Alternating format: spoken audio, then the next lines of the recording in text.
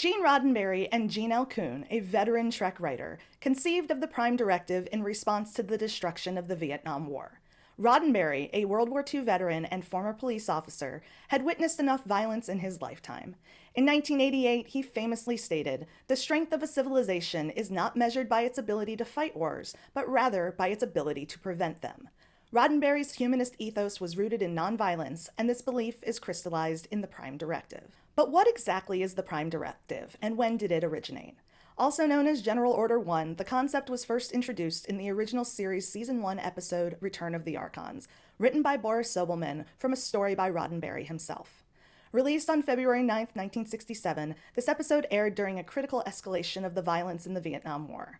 3 years after the Gulf of Tonkin incident and 2 years after the landing of U.S. Marines, the episode premiered after nearly 8,700 U.S. forces had already died fighting in Vietnam.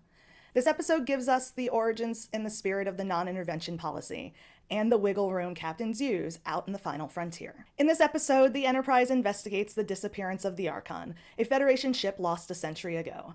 They discover a seemingly brainwashed, overly mellow society. However, this tranquility is deceptive. On the landing party's arrival, the planet enters a 12-hour period of intense violence, leaving the Starfleet crew completely confused. When the inhabitants realized Kirk, Spock, McCoy, and the rest of the landing party didn't participate in the purge, they deem them, quote, not of the body, and attempt to, quote, absorb them into their society. Kirk uses his magical powers of confusion to escape. Through their time on the planet, they learn that the Archon's crew reached the planet with many casualties. The survivors were absorbed into the body or the community. It's revealed that Landru is a supercomputer created 6,000 years ago by the original Landru. Programmed to protect Beta 3 society, the computer took its directive a little too literally, dominating the entire population. Though seemingly content, the Betans lack creativity and a spark of life, and for this, Kirk believes the computer must be destroyed. When Kirk insists on destroying the computer, Spock cites the Prime Directive of non-interference, noting that destroying the computer would violate the directive.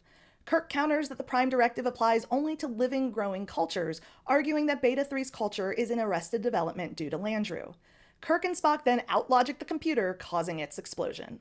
The people of Beta 3 are left to their own devices after this. The ending, it's unsettling. Kirk leaves a culture, which has been unaccustomed to independent thought for generations, to suddenly govern itself. Which they can't, or won't. Over a century after Kirk's intervention, the USS Cerritos finds Beta 3 still worshipping Landru, a consequence of the power vacuum Kirk left behind. The Cerritos crew reiterates Kirk's message of not being controlled by a computer, but the outcome for the Betans and their worship of this all-powerful computer remains unknown.